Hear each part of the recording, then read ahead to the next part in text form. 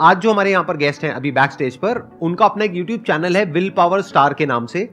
वो motivational videos बनाते हैं, उनके 24 लाख से ज्यादा सब्सक्राइबर्स हैं। उसके अलावा वो एक बहुत ही सक्सेसफुल एंटरप्रेन्योर भी है। Let's give an energetic and warm welcome to the one and only Mangesh Shinde.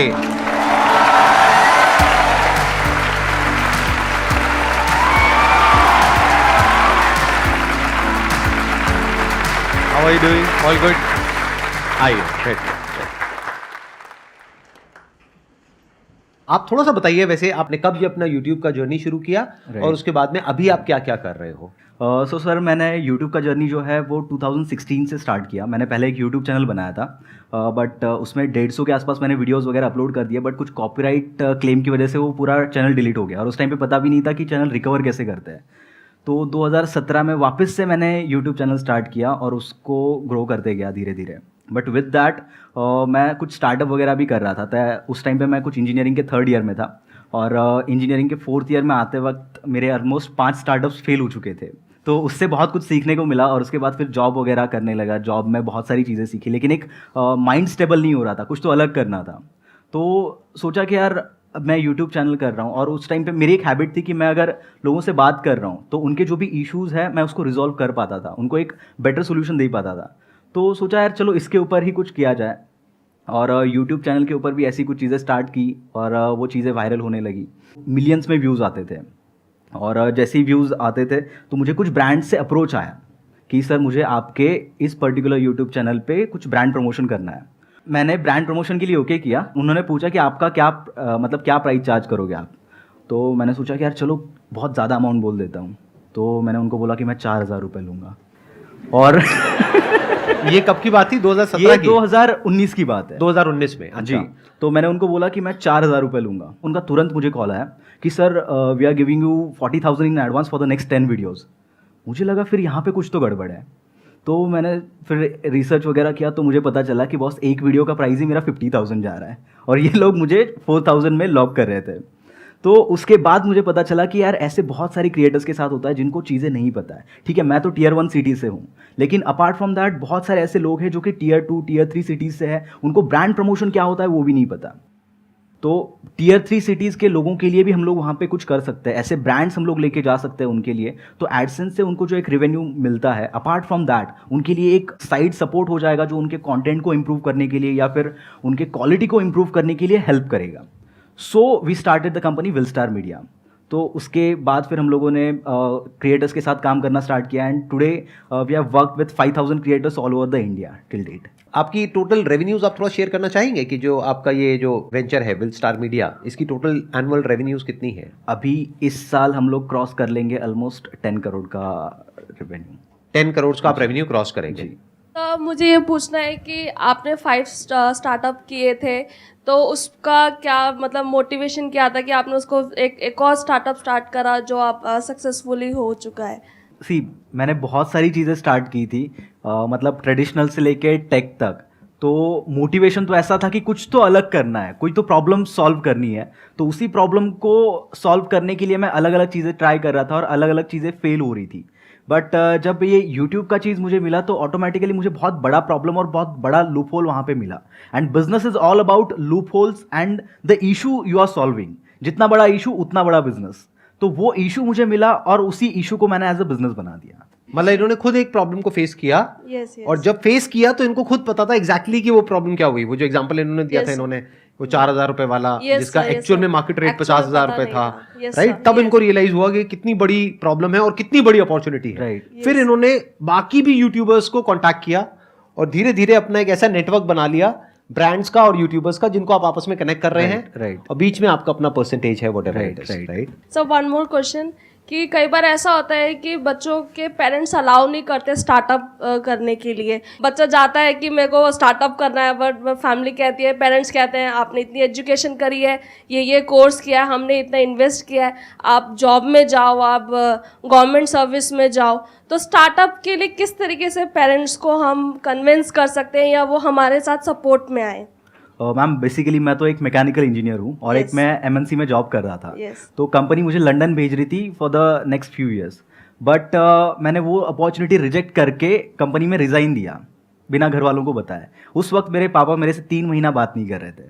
लेकिन जब मैंने स्टार्टअप स्टार्ट किया, उसके बाद फिर जब वहाँ पे चीज़ें रोल आउट होने स्टार्ट हो गई, वहाँ से रेवेन्यू आना स्टार्ट हो गया या फिर चीज़ें दिखने लगी, तो उन्होंने आके सपोर्ट किया। उन्होंने 6 महीने बाद मुझे बोला कि बेटा मैं क्या कर सकता हूँ तेरे स्टार्टअप में।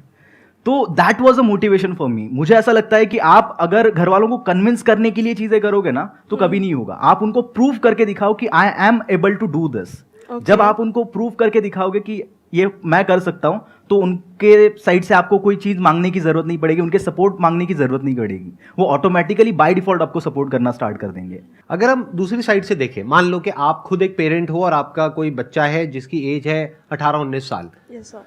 तो आप क्या चाहोगे अंदर से डीप विद इन कि उसका अपना स्टार्टअप सक्सेसफुल हो जाए और एक बहुत बड़ी कंपनी खड़ी हो जाए जहां पे मिलियंस ऑफ डॉलर्स हो, या फिर वो एक जॉब करे 20-30 हज़ार रुपए महीने की? आप क्या चाहोगे अंदर से? ऑब्वियसली कि वो अच्छे से स्टार्टअप करे, सक्सेसफुल हो जाए और मिलियन और बिलियंस अर्न करे। आप बोल तो रहे हो कि पेरेंट्स ऐसा वैसा वैसा, जब हम खुद पेरेंट बन जाएंगे तो हम खुद भी बच्चों को वही बोलेंगे। तो अब इसका सोल्यूशन क्या है अगर आप पेरेंट हो तो? क्योंकि मेरे जो सेशंस है वो हर कोई देखता है, बच्चे भी देखते हैं, बड़े भी देखते हैं, कि अगर आप पेरेंट हो, मैं दोनों के एंगल से बता देता हूं इसका सोल्यूशन क्या है। तो अगर आप एक पेरेंट हो, आपको क्या करना है, वर्स्ट केस सिनेरियो देखो और बेस्ट केस सिनेरियो देखो।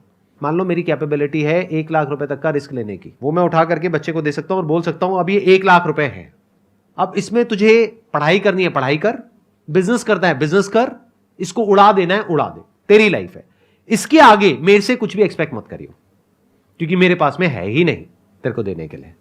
क्लियर लाइन ड्रॉ करनी होगी, तब उसके अंदर भी सीरियसनेस आएगी। फिर उसके अंदर से ये आएगा कि अब मैं करूं या नहीं करूं।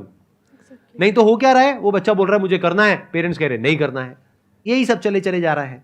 तो पेरेंट्स के एंगल से पहले आपको क्लियरली बताना है बच्चे को, अगर आपके पास में कुछ रिसोर्सेज अपने बच्चे के लिए है तो, कि मैंने ये पैसा जोड़ा है पूरी जिंदगी में काम करके तेरी पढ़ाई के लिए, तो या तो इसको पढ़ाई में लगा करके अपना कुछ कर ले, या फिर तेरे को जो करना है कर, ये पैसा तेरे लिए है, अब तू देख तू क्या करना चाहता है, 18 साल से ऊपर है, डिसीजन तेरा है।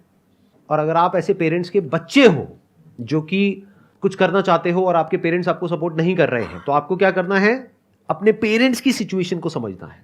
हो सकता है उनकी फाइनेंशियल कंडीशन सच में ऐसी हो कि उनके पास में पैसे नहीं है आपको देने के लिए, तो उनके ऊपर प्रेशर क्रिएट नहीं करना है, करना है तो अपने दम पे करो, उसमें थोड़ी ना वो मना करेंगे। एग्जैक्टली। सोचने वाली बात है, मना करते क्यों हैं, रिस्क की वजह से ना। Yes sir. अगर रिस्क आप अपने बेस पे उठाने के लिए तैयार हो तो कोई भी पेरेंट्स मना क्यों करेंगे। ये भी मेरे साथ में बैठे हैं, आपने जब अपना ये काम शुरू किया था कितने पैसे से शुरू किया था? सर मैंने YouTube वाला जो आपने शुरू YouTube किया जब स्टार्ट किया था, मैंने पापा से 800 रुपये लिए थे माइक खरीदने के लिए, और फिर वो माइक से मैंने YouTube का जर्नी स्टार्ट किया था। और उसी के बाद जो पैसा आया उसी के बाद मैंने बिजनेस वगैरह में लगाया। मैंने उस 800 रुपये के अलावा 1 रुपया भी पापा से नहीं लिया था। और मैंने जब अपना करियर शुरू किया था मैंने सिर्फ 12,000 रुपये लिए थे, वो भी मेरे नाना जी से। उन्होंने मुझसे पूछा था कि संदीप तुझे क्या चाहिए, मैंने कहा मुझे कैमरा दिला दोगे? उन्होंने कहा हाँ दिला देंगे। कितने का है? मैंने कहा 12,000 रुपये का। तो पहले तो सोच में पड़ गए 12,000, आज से बहुत साल पहले, लेकिन फिर उन्होंने दिला दिया। तो वो 12,000 रुपये से मैंने अपना करियर शुरू किया था, और आज जो भी कुछ है मेरे पास में वो उस 12,000 के कैमरे की वजह से। इन्होंने 800 रुपये से शुरू किया था। ये बात यहाँ पे आपको क्लियर हुई? Yes sir. क्या क्लियर हुआ बताइए? कि अगर फैमिली अलाउ नहीं करती है तो आप अपने ऊपर इंडिपेंडेंटली होकर उसको स्टार्ट करिए, और अगर सक्सेसफुल होता है इनिशियली तो फेलियर्स होंगे क्योंकि विदाउट एक्सपीरियंस आप नहीं उसको कंप्लीट कर सकते हो। सक्सेस होने के बाद ऑटोमेटिकली फैमिली आपके सपोर्ट में आ जाएगी। और छोटे से छोटे लेवल से शुरू करना है। Yes sir. कम से कम इन्वेस्टमेंट से शुरू करना है। Please have a seat. Thank you. Sir मुझे ये जानना है कि मेरे माइंड में बहुत सारी चीज़ें चलती रहती है कि मुझे ये करना है, मुझे बिजनेस करना है, क्योंकि मैं अभी MNC कंपनी में काम कर रही हूँ last 3 years after 12th, and I want to do business. पर मेरे माइंड में कभी रहता है ब्यूटिशियन, कभी क्या, कभी क्लोथिंग शॉप, कभी कुछ ना कुछ, मतलब बहुत सारी चीज़। अब यूट्यूब में देख लिया, रील्स में देख लिया, इंस्पायर हो गई, फिर ऐसा होता है कि मुझे ये भी करना है, मुझे ये भी करना है, मुझे ये भी करना है, बट फिक्स नहीं रहती हूँ मैं कि मुझे करना क्या है। इसके पीछे का एक बेसिक रीज़न ये है कि आज के ज़माने में हमारे पास अपॉर्चुनिटीज़ बहुत है। जो हमारे पेरेंट्स थे उनके पास अपॉर्चुनिटीज़ कम थी, तो उसकी वजह से उनके पास ऑप्शंस कम होने की वजह से उनको पता था कि उनको क्या करना है। बट अभी क्या हो गया है, because of internet multiple opportunities हमारे पास है, और उस मल्टीपल अपॉर्चुनिटीज़ के साथ साथ एक कन्फ्यूजन भी हमारे साथ आता है। और वो कन्फ्यूजन अगर आपको दूर करना है तो सबसे पहले आपको एक चीज़ के साथ स्टिक रहना पड़ेगा। जैसे कि आप एक हस्बैंड के साथ लाइफ स्पेंड करोगे, उसी एक चीज़ के साथ जब आप ज़्यादा टाइम स्पेंड करोगे तो उसमें रिजल्ट्स दिखना स्टार्ट होंगे, और जब वो रिजल्ट दिखना स्टार्ट होंगे तो ऑटोमेटिकली वो चीज़ आपको करने का मन करेगा। बट बहुत बार सर मैं ऐसा देखता हूँ कि लोग एक चीज़ करते हैं, 2 महीने बाद उनको कोई और चीज़ अच्छी लगती है, उसके बाद वो लोग दूसरी चीज़ पे शिफ्ट हो जाते हैं। सेम चीज़ उनके लाइफ में हमेशा होती रहती है और वो उनको क्वेश्चन होता है कि मैं सक्सेसफुल क्यों नहीं हो रहा हूँ। मैंने ऐसे बहुत से लोग देखे जो बहुत स्मार्ट है बट वो सक्सेस तक नहीं पहुंच पाते, या फिर वो एक लेवल पे नहीं पहुंच पाते बिकॉज ऑफ कंसिस्टेंसी वो मेंटेन नहीं करते किसी भी चीज़ में। और everything is all about your consistency. मुझे ऐसा लगता है कि टैलेंट बाकी ये सब चीज़ें सेकेंडरी है, आप एक चीज़ को कितने टाइम के लिए करते हो वो ज़्यादा इंपॉर्टेंट है, और उसी को अगर आप करते रहोगे तो ऑटोमेटिकली एक टाइम के बाद उसमें सक्सेस मिलेगा। अगर आप अपने बेस पे कुछ करना चाहते हो ना, जैसे यू आर सेइंग कि you are working in an MNC and you have a stable job, right? तो अगर आप अपने बेस पे कुछ करना चाहते हो, कुछ भी काम, कैसा भी काम, कोई भी स्टार्टअप या कोई भी आइडिया, किसी के ऊपर भी आप काम करना चाहते हो, तो आपके अंदर एक क्वालिटी होनी चाहिए।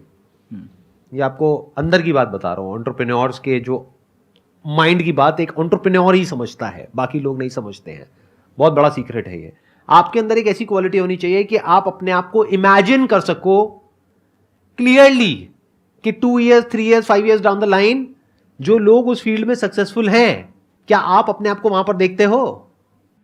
तो ये क्वालिटी चाहिए होती है। जैसे जब भी कोई बिजनेस करने के बारे में मैंने सोचा पास्ट में, या आज भी अगर कोई आइडिया आता है, तो उसको करने से पहले ही मेरे माइंड में क्लियर हो जाता था कि अच्छा इसको ऐसा किया जा सकता है, कि this is the broader vision, कि ये इतना बड़ा हो सकता है। तो जो मोटिवेशन है वो भी फिर बहुत बड़े लेवल का आता है। अब ये बड़ी विजन कहां से आती है? जब आपका दिमाग खुला होता है। हम सबका दिमाग बंद है बाय डिफॉल्ट, हमें पता ही नहीं है दुनिया में हो क्या रहा है। तो वंस यू सी कि दुनिया में क्या क्या हो रहा है, लोग क्या क्या कर रहे हैं, किस किस तरीके से कर रहे हैं, तब उसमें से कुछ लोगों को देख करके लगेगा कि ये तो मेरे बस का नहीं है। दूसरी तरफ से आप देखोगे अच्छा ये कुछ लोग हैं जो कुछ ऐसा कर रहे हैं, और आप कहोगे ये तो मैं कर सकता हूं, ये तो मैं कर सकती हूं, ये तो मैं सीख लूंगा। मतलब अंदर से आया ना, एक तरफ से आया अंदर से कि हाँ ये पॉसिबल है, एक तरफ से आया कि नहीं ये पॉसिबल नहीं है। तो पहले तो नहीं को काट दो, जो पहले ही आ रहा है कि पॉसिबल नहीं है उसमें टाइम क्यों खराब करना है। अभी को मत देखोगे, अभी क्या करना है ये देखो कि 2-4 साल बाद क्या आप अपने आप को वहां पे देख पा रहे हो, उस लेवल पे देख पा रहे हो। For example if you are doing photography, can you see yourself as one of the top photographers? देखो वो क्या कर रहे हैं, किस लेवल पे कर रहे हैं, किस तरीके से कर रहे हैं। तो इफ यू से यस कि हाँ ये तो मैं कर सकता हूं, तो फोटोग्राफी आप कर सकते हो। इसको बोलते हैं विजन। मतलब आपकी विजन क्या है? Where do you see yourself 2 years, 3 years, 5 years down the line, and do you believe in it? Do you say कि हाँ ये हो सकता है? तो इसके स्टेप्स क्या है? अगर मैं स्टेप वाइज इसको डिवाइड कर दूं तो इस पूरी प्रोसेस को, स्टेप 1 इज दिमाग को खोलो। आज इंटरनेट का फायदा क्या है कि आप सिर्फ इंडिया में नहीं पूरी दुनिया में देख सकते हो लोग क्या क्या कर रहे हैं। तो वहां पर कुछ लोगों में आपको अपनी झलक दिखेगी। मैं आपको फैक्ट बता रहा हूं कि जिसने भी कुछ ढंग का किया है ना अपनी लाइफ में, किसी भी फील्ड में, उन सब ने ऐसे ही किया है। कोई बोलेगा नहीं अपने मुंह से। जैसे यूएस में एक होती थी, अभी भी है, सुपर वुमेन के नाम से, आपने नाम सुना है? She was there on YouTube जब मैंने यूट्यूब शुरू भी नहीं किया था। 2012 में जब मैंने अपना यूट्यूब का चैनल शुरू किया था, तो वो अपने करियर के एक बहुत अच्छे लेवल पर थी। उनके हर वीडियो पे 4 मिलियन, 5 मिलियन, 6 मिलियन व्यूज आते थे उस टाइम पर। तो वर्ल्ड में उनका क्रेज अलग ही लेवल का था। तो उनको देख करके कितने लोग इंस्पायर हुए जो आज इंडिया में अच्छे लेवल पे कर रहे हैं। वो कोई अपने मुंह से नहीं बताएगा। बट क्यों हो पाए वो लोग इंस्पायर? क्योंकि उन्होंने देखा कि यूएस में क्या हो रहा है। हो सकता है और भी लोग थे यूट्यूब पर उस टाइम पर जो उनसे अच्छा कर सकते थे, बट उन्होंने देखा ही नहीं। तो पहला है दिमाग खुलना। जब दिमाग खुलेगा तो अब आपको अपॉर्चुनिटीज नजर आएंगी, सिर्फ इंडिया में नहीं, पूरे वर्ल्ड में। तभी तो इंडिया में गैप नजर आएगा। अगर आप इंडिया में ही देख रहे हो, और इंडिया में जो देख रहे हो वो करने वाले पहले ही लाखों बंदे हैं, लाइन में लगे हुए हैं, और आप भी जाकर के 1 लाख के पीछे लाइन में जाकर के खड़े हो गए हो, मुझे भी यही करना है, और वैसे ही कर रहे हो जैसे लाख लोग कर रहे हैं, तो सक्सेस क्या मिलेगी आपको? तो पहला स्टेप क्या आया? दूसरा स्टेप क्या है कि आपके अंदर से आएगा कि ये पॉसिबल है आपके लिए या नहीं है। तो अगर आपको दिखा आपके लिए पॉसिबल है, तो अब आपको उसकी तरफ पहला स्टेप उठाना है, छोटे से छोटे लेवल पर, और फिर देखना है कि एक्चुअल में क्या निकल करके आ रहा है। बट सर अगर हमें कुछ करना है एंड उसके बारे में हमें इन्फॉर्मेशन नहीं है, then how to get it that information? जैसे कि मुझे बिजनेस के लिए ज़्यादा इन्फॉर्मेशन चाहिए, मैंने काफ़ी वीडियोस देखी है, यूट्यूब देखी है, बट मुझे नहीं पता मैं किस लोगों के साथ जाके मैं ज्वाइन करूँ, कोलैब करूँ, ताकि मुझे लाइक आई कैन सक्सेस वो स्टेप धीरे धीरे एक एक सीढ़ी में चढ़ पाऊँ, क्योंकि मेरे पास कोई भी ऐसे डिटेल्स नहीं है, कोई भी ऐसे कॉन्टैक्ट्स में नहीं है कि आई कैन आस्क देम। देखिए, सबसे पहले कॉन्टैक्ट्स आपके ऑटोमेटिक नहीं बनेंगे। जब आप लोगों के बीच में जाओगे ही नहीं तो कॉन्टैक्ट्स बनेंगे कैसे? पहले तो आपको, और जब तक आप गिरोगे नहीं तब तक आपको समझ में नहीं आएगा कि आपको करना क्या है।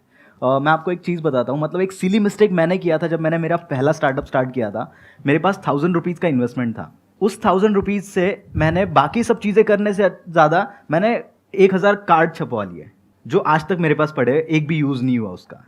तो इंस्टेड ऑफ दैट मुझे सेकंड स्टार्टअप में समझ में आया कि मुझे क्या नहीं करना है। तो जब आप गलती करते जाओगे तो ऑटोमेटिकली आपको समझ में आता जाएगा कि आपको क्या करने से ज़्यादा क्या नहीं करना है। और स्टार्टअप इन सब चीज़ों में यही चीज़ सबसे इंपॉर्टेंट है। जो बड़े बड़े स्टार्टअप फाउंडर्स हैं जिन्होंने बहुत ज़्यादा सक्सेस अचीव की है, वो अगर कोई नया चीज़ स्टार्ट करते तो वो सक्सेसफुल क्यों हो पाते? बिकॉज उनको पता है कि उनको क्या नहीं करना है। और बहुत बार हम लोग को ये ना पता होने की वजह से हम लोग वही चीज़ें करते रहते हैं जो नहीं करनी चाहिए। आपको क्या करना है, आपको पहले देखना है कि दुनिया में क्या क्या हो रहा है, और आज की डेट में जो आपने कहा ना, इन्फॉर्मेशन कहाँ से मिलेगी। इतना आसान है इन्फॉर्मेशन मिलना जिसकी कोई हद नहीं है। आप बोलो किस बिजनेस के बारे में आपको इन्फॉर्मेशन चाहिए, गूगल है आपके फ़ोन में, गूगल में जाओ, टाइप करो, देखो ना आपको क्या चाहिए। आपको मैन्युफैक्चरर चाहिए किसी पर्टिकुलर प्रोडक्ट का, आपको देखना है कि उस पर्टिकुलर प्रोडक्ट को इंटरनेशनली कौन कौन उसमें ग्लोबल प्लेयर्स हैं, कौन कौन लीडर्स हैं, वो फंडेड है नहीं है, लिस्टेड है नहीं है, उनकी क्या वैल्यूएशन है, क्या मार्केट कैप है, डालते चले जाओ, मिलता चला जाएगा। उसमें मुश्किल क्या है? आज की डेट में तो कुछ भी मुश्किल नहीं है। The moment you tell me or anyone an idea, within a few seconds you will get the answer. और अगर कुछ दिन तक आप प्रॉपर्ली रिसर्च करते हो, आपको क्लियर पता लग जाएगा उस इंडस्ट्री में क्या हो रहा है, कैसे हो रहा है, क्या हो सकता है, कैसे हो सकता है। जैसे फॉर एग्जांपल, एक एग्जांपल देता हूं कि एक प्लेटफॉर्म है जहां से आप अपना एक e commerce store open up कर सकते हो। कुछ पैसे लगेंगे आपके और आपका स्टोर शुरू। अब करोड़ों लोगों ने पूरी दुनिया में इस तरह के स्टोर्स खोले ऑनलाइन, और उसमें से 90% बंद हो गए, 10% चले। 10% में से भी 1% है जो बहुत चले। वो भी डेटा है आपके पास में, उसमें भी ये नजर आ जाएगा आपको कि कौन सा बिजनेस सबसे ज्यादा सक्सेसफुल है, मतलब कि उस प्लेटफॉर्म पे सबसे ज्यादा सक्सेसफुल स्टोर्स कौन से हैं। अब देखो इंडिया में उसको कैसे कर सकते हो।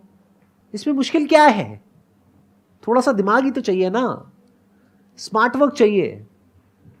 यानी कि अगर आपको क्लियरली नजर आ जाए कि इस पाथ पे चलने के बाद में 99% चांसेस है कि आप सक्सेसफुल हो जाओगे, अगर सही से करते हो तो अब क्या फिगर आउट करना रह गया? ये तो क्लियर हो गया क्या करना है, अब सिर्फ ये रह गया कि कैसे करना है, वो सीखना है।